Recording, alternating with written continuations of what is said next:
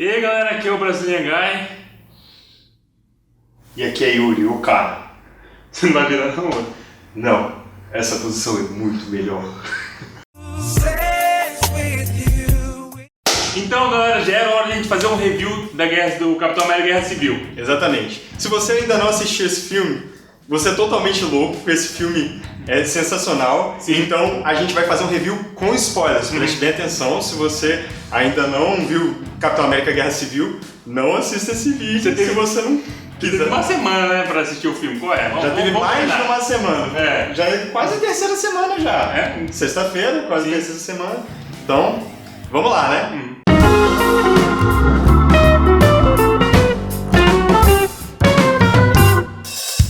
Primeira coisa que eu quero falar aqui é da montagem do filme, a forma que ele foi dirigido. O filme tem uma questão de ação e consequência. Uma cena leva a outra, que vai levando a outra. Nenhuma cena do filme é desperdiçada. O filme tem 2 horas e meia, é um filme longo e tudo que tá ali é útil dentro do próprio filme. Ele se passa em pouco tempo, né? Vai rolando sequencialmente de uma maneira bem rápida, assim. As coisas vão acontecendo direto. E apesar de ele se passar em vários locais do mundo mesmo, ele não fica, é um filme parado para 2 horas e meia. Ele é bem ativo, toda hora ele começa com um filme de ação, bastante ação. O filme ele tem uma história muito coerente. Você vê que tudo que foi acontecendo no universo Marvel nos filmes anteriores culminou nesse filme, nos acontecimentos desse Tudo filme. aproveitado, né? Tudo aproveitado. E tem coisa a mais nesse filme que fez culminar essa guerra, né? Não foi só o que aconteceu no passado. Tem elementos dentro desse filme que faz sentido esses heróis estarem enfrentando. Não é simplesmente jogado na sua cara. E, além de não ser simplesmente jogado na sua cara, ele é totalmente aproveitado de forma que consegue apresentar pra gente os novos personagens que estão nesse filme. A gente já vai falar deles. Que além do vilão é o Homem-Aranha e o Pantera Negra. E ele consegue dar as motivações dos personagens e fechar o arco da história sem deixar nenhuma ponta soltas. É porque essa é a maior dificuldade. Quando você já tem um filme que ele tem que apresentar uma história pra você e além disso apresentar personagens novos, sem ser um filme só desses personagens, geralmente fica um monte de ponta solta. Já aconteceu isso várias vezes. E não é só isso, a gente tem vários personagens, tipo o Homem-Aranha ali, a parte do Homem de Ferro, a parte do Capitão América. São várias histórias que tem que ser contadas. Tem que ter coerência. Tem que ter coerência e não podem ser simplesmente jogadas de lado. O que aconteceu com tal ocasião, né, do Capitão América? Ou então, qual foi o final do Homem-Aranha? Simplesmente foi jogado ali de lado, entendeu? Não, esse filme ele deixa redondinho, tudo fechadinho pra os próximos filmes que vão ser lançados. Até coisas que não precisavam ser explicadas, eles fizeram questão de deixar fechado. Por exemplo, a questão da roupa do Pantera Negra. Podia simplesmente aparecer, porque todo mundo já viu nos trailers, né, que a roupa é imune a balas. Mas todo mundo sabe que é de vibrânio, quem conhece o universo Marvel. Exatamente. Eles não precisavam explicar isso, mas no filme eles fazem questão de ter uma linha de diálogo para mostrar por que ele não morreu levando tiro de helicóptero. Outras coisas, não simplesmente jogar o Homem-Aranha ali, mas colocar o Homem de Ferro, eu conheço você, mas mostrar por que ele conhece o Homem-Aranha, ou então, como que ele foi lá perguntar. Ele não fala, por exemplo, coisas como, esse dispositivo da sua teia, mas ele não deixa de mostrar que dá crédito ao Homem-Aranha, que foi o Homem-Aranha que construiu aquele dispositivo e ele ficou impressionado com aquilo. Então são várias coisinhas que isso é muito crédito do diretor de ter construído, e do roteirista também, mas de ter deixado isso bonitinho assim pra apresentar a pessoa. É filme bem escrito, né, no caso. Exatamente. Roteiro bem feito. Ele não precisa te explicar detalhadamente as coisas, mas ele com pequenos elementos ele consegue te uma linha de diálogo ele consegue justificar uma coisa que seria absurda. Apresentar um personagem, ou então a própria demonstração de sentimentos dos personagens, né? Okay, that's enough. Captain, people are afraid. That's why I'm here. We need to be put in check. Aqui a gente tá falando de um filme de conflitos. Time Capitão América versus time Homem de Ferro. Steve Rogers versus Tony Stark. Exatamente. E um filme desse tipo, ele precisa de ter as motivações. Por que tem 2 heróis brigando?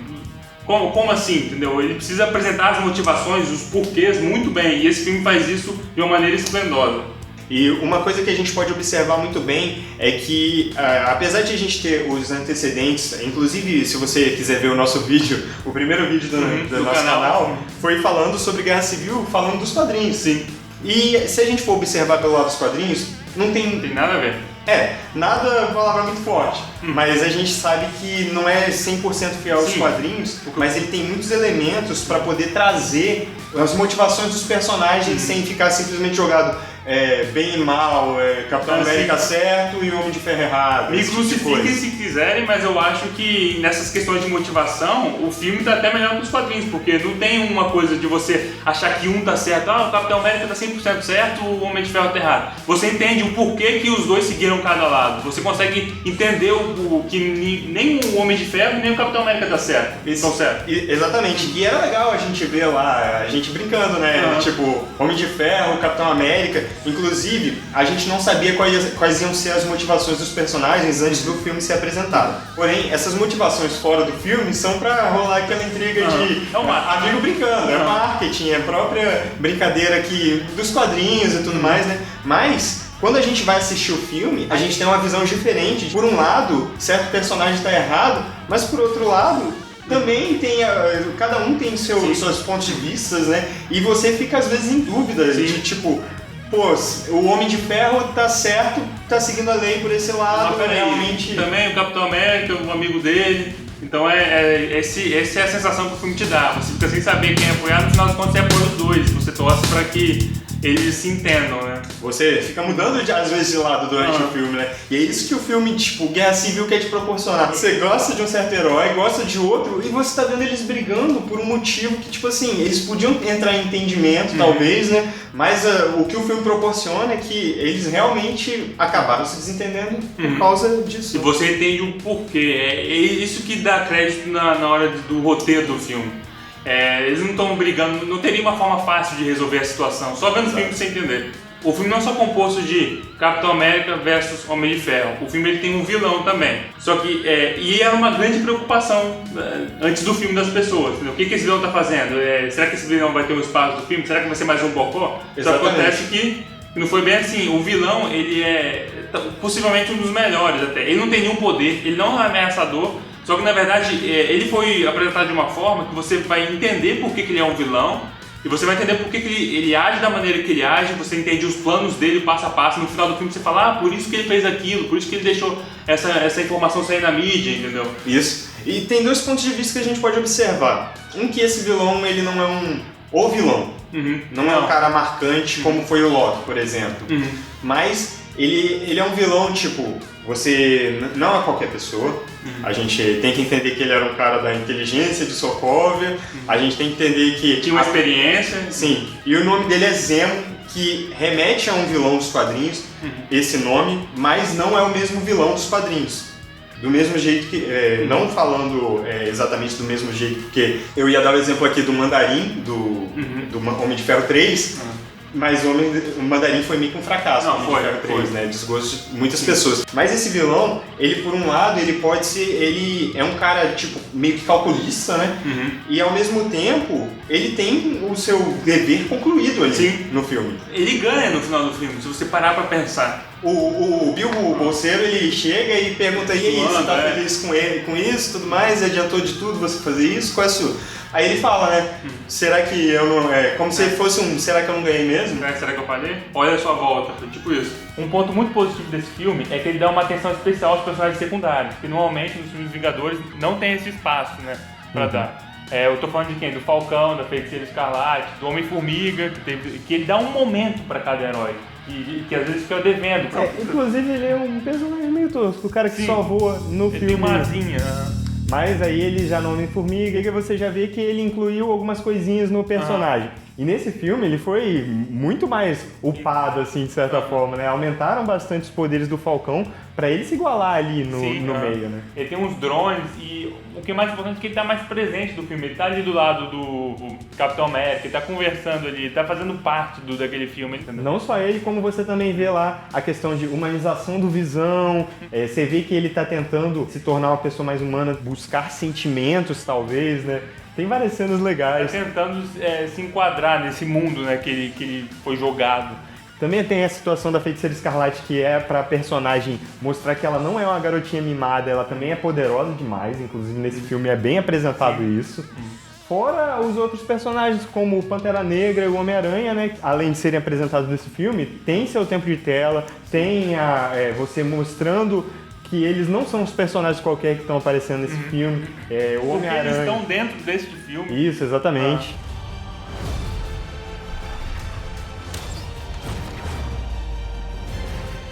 E falando de cada um separadamente, vamos começar com o Homem-Aranha.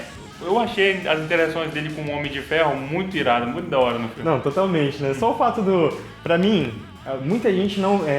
uma coisa que a gente comentou... não, na verdade, não sei se a gente comentou. Uma coisa que talvez a gente não tenha chegado a comentar, mas que o filme se passa em vários lugares do mundo diferente e apresentando as cidades onde ele está se passando, né? E quando ele chega na cidade do Homem-Aranha, que é no Nova York, no Queens, o bairro ali, você já tá vendo que a situação do personagem não é muito boa de vida, né? Ele não é muito bem financeiramente, tá carregando um DVD usado pra casa, né? Então, você já joga aquele jovem que tá vivendo sua vida de estudante, né? E o Homem de Ferro tá lá na casa dele. Tipo, tem um carro irado ali na frente, amigo, você viu? Mas ele já... Porra, o Homem de Ferro tá na minha casa, que porra é essa? E o Homem de Ferro interagindo, conversando com ele, cara. Aquela cena do quarto é sensacional. Muito engraçado, cara. O Homem de Ferro já chega de ver... isso aqui é sua fantasia. Primeiro ele joga pra ele falando que ele é Homem-Aranha, né? E ele, não, que isso? Aí depois ele já fala logo, tá bom. E você vê que o filme dá um foco na inexperiência desse Homem-Aranha. O Homem-Aranha não consegue nem mentir. Ele chega nas lutas ali e fica zoando. Não é só isso, é como se fosse uma inocência de personagem mesmo, né, cara? Ele passa aquele momento de ele segurando o soco do Soldado Invernal e ao mesmo tempo falando, caraca, você tem um braço de ferro. Irado. E depois ele prende o Falcão lá com a teia e fala, não, essas asas suas você fez com o quê? Fibra de carbono? Por isso que dá estabilidade e tudo mais, né? Porra, cara, isso é sensacional o personagem. Esse Homem-Aranha ficou foda, velho. Mal posso esperar pra ver o Homecoming. O filme, né, cara? Inclusive, o Homem de Ferro tá nesse filme. A harmonia entre os dois personagens é muito grande, assim, eu acho, cara. Então, o Homem de Ferro, tipo, estando como um cara agora mais responsável, né? Sim. E o Homem-Aranha aprendendo, tipo, como se o Homem de Ferro fosse um tutor do Homem-Aranha, né? E agora, o Pantera Negra, que foi apresentado nesse filme, um personagem que pouca gente conhecia. E ele foi apresentado de uma maneira que, cara, foi sensacional. O jeito que ele se comporta como um rei, né? O sotaque. Pra alguém não ficou claro, ele é o rei de Wakanda. Ele era o príncipe, do pai dele, mas o cara é um rei. Então você não pode simplesmente achar que o cara é meio babaca, assim, né, cara? Porque o cara, ele é da realeza. Mas a gente tem a parte de que ele, além de estar buscando vingança, porque ele tem o pai dele morto lá, você vê que ele não descansa até encontrar isso. Ele, ele recebe um treinamento. Você vê que ele, além de rei, ele é um guerreiro do povo de Wakanda. É uma tradição mesmo do povo deles. O manto da Pantera passa de guerreiro para guerreiro, né? Essa parte. Exatamente. Isso você tem no quadrinho de forma bem clara também tem no filme, né? Para as pessoas que, caraca, o cara é o rei e tá lá vestido roupa de super-herói. O filme, ele tem uma coisa muito que você vê que é a pegada dos irmãos russos que eles usaram também no Capitão América Soldado Invernal, que muitas cenas parece que está sendo filmada com o cara com a câmera na mão, assim. Parece que ele está seguindo o herói. As cenas de ação desse filme, acho que são as melhores da Marvel, em questões de coreografia, de luta. A primeira cena você vê a Viúva Negra dando um rampage nos soldados. Sim, fazendo todo mundo. O Falcão também, ele utiliza muito a capacidade dele voar e do drone dele pra poder ir em combate, né? Chutando todo mundo. Capitão América... Cara, cada vez o Capitão América aprende um truque novo com o escudo, né, cara? Então ele pega e já usa um ângulo diferente. O Homem-Aranha até zoa ele. Cara, esse escudo não tem nada a ver com as... Exatamente, cara. Então, as cenas de ações realmente são sensacionais. Mas o ponto alto da cena de ações é a cena do aeroporto. Nossa, a cena do aeroporto, essa batalha do aeroporto. Já dá pra ver um pouco dela no trailer, mas no filme, cara, você vê que... Não. Na verdade, você tem só um iniciozinho, aquela parte deles correndo um pro outro. E tem muita coisa. Sim, cara, você não tem noção. Ainda bem que eles não passaram essas cenas no trailer. Inclusive, é uma parada que eu fico chateado, realmente chateado, deles passando cenas Mas amém não ter feito isso, acontecido essa parte do aeroporto. E nessa cena do aeroporto, não só nessa cena, no filme inteiro, mas nessa cena especificamente, você vê uma coisa que já aconteceu em outros filmes da Marvel, só que esse filme ele tem muito mais que trabalho em equipe. Trabalho em equipe, exatamente. Você vê os heróis usando os poderes, um ajudando o outro. Eu ia falar arqueiro verde. É o Gavião Arqueiro atirando o Homem-Formiga na flecha e ele pulando do Homem de Ferro. É a Feiticeira Escarlate levitando o Capitão América pra levar ele pro prédio. O War Machine sendo atirado e o Homem-Aranha segurando ele quando ele tá sendo atirado no avião e ele puxando de volta, né? E depois saindo voando com ele pra contra-atacar. Então, tipo assim, são várias cenas que tem a própria batalha que apareceu no trailer final entre o Capitão América e o Homem de Ferro e o Soldado Invernal também é um team tag, né? Que é feito pra mostrar como o Capitão América e o Soldado Invernal conseguiram dar porrada no Homem de Ferro, né? Sim.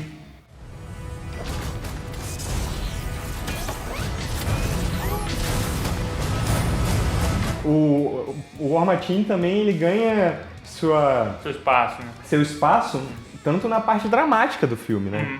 Que muitas pessoas acharam que ele ia morrer ali, né, cara? E eu fiquei até com frio na espinha na hora que acontece. Aquilo lá é meio que triste. E é uma coisa que a gente tem a dizer sobre esse filme aqui, talvez que ele tenha sido bem dramático. Sim. Não foi em todo, tipo, muito triste. O filme tem seus momentos de comédia, mas ele é o filme mais dramático que a Marvel fez nesse... Sim.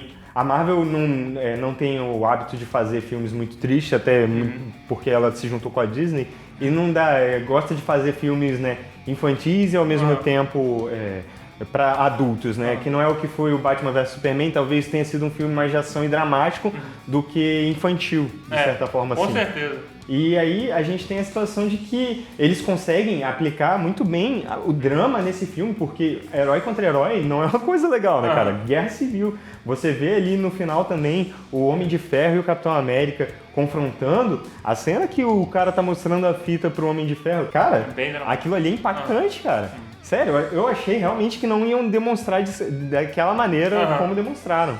Você tem cenas fortes, mas não é um filme que teve um final triste. Sim. Também não foi um final feliz, foi né? um final corajoso até, eu diria, do jeito que foi. Sim. E com certeza foi um bom final, eu acho. Seria muito fácil eles ficarem amigos do nada, entendeu? Dando uma espetada no filme aí que não vou falar. Mas o filme realmente não tem um final feliz, não tem um final também que morreu todo mundo, não é bem assim. Mas ele tem um final ali que eu acho corajoso. E é um final também que você fica curioso, né? Como é que vai ficar agora? Exatamente, né? Eles tinham que introduzir isso para manter aquele negócio de apresentação de novos personagens para preparar para o filme que tá vindo aí do Vingadores 3, que é em 2018 só, né? A primeira parte. E eles tinham que, de certa forma, né, fazer com que algo acontecesse na Guerra Civil para não... Guerra Civil separa e depois volta tudo, tá tudo ok, né? Eles tinham que, de certa forma, deixar aquele... como se fosse o time do Capitão América que ficou foragido. Sim, tá contra a lei, né? O filme começa com os Vingadores de um jeito e ele termina de uma outra maneira. Esse filme teve um impacto no universo. Você vê que teve uma consequência. Isso foi um dos pontos mais altos para esse se tornar um dos melhores filmes da Marvel até hoje. Muita gente tá falando que é o melhor. Olha, eu acho que se equipara a Vingadores. Claro que os filmes solos também são muito bons. De Homem de Ferro, talvez Homem-Formiga também, lembrou muito... Homem-Formiga foi massa. Então, mas em um conjunto de heróis, assim, tanto Vingadores e esse eu acho que estão no topo, assim, ficaram equiparados em questão de... Talvez o Vingadores com mais questão de diversão, mas esse com a questão dramática, política, ação própria do filme, né? Esse ganhou vários pontos, assim, para ser um dos melhores filmes da Marvel até hoje.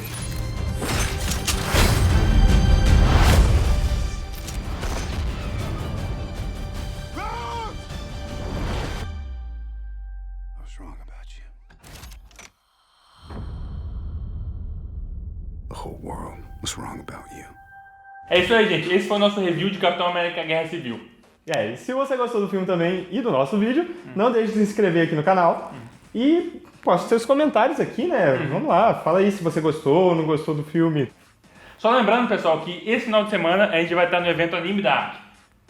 E se você não conseguiu comprar seu ingresso ainda ou não está sabendo do evento, acesse lá www.animedark.com.br e veja lá se ainda tem ingressos disponíveis, né? Vamos lá, gente, vamos dar um suporte pra gente aí. Não é um evento só de anime, tem várias atrações diferentes, né? De outros estados, vai ter atração internacional também, outras coisas de youtubers, como nós, vamos estar lá. E aí a gente vai fazer umas coisinhas diferentes, tentar fazer uma zoeira, vai gravar lá. Então, fique ligado que o vídeo da semana que vem vai ser provavelmente alguma coisa relativa ao Anime Dark, né? E vamos ver como é que vai ser. Clica no botão aqui. Valeu, galera!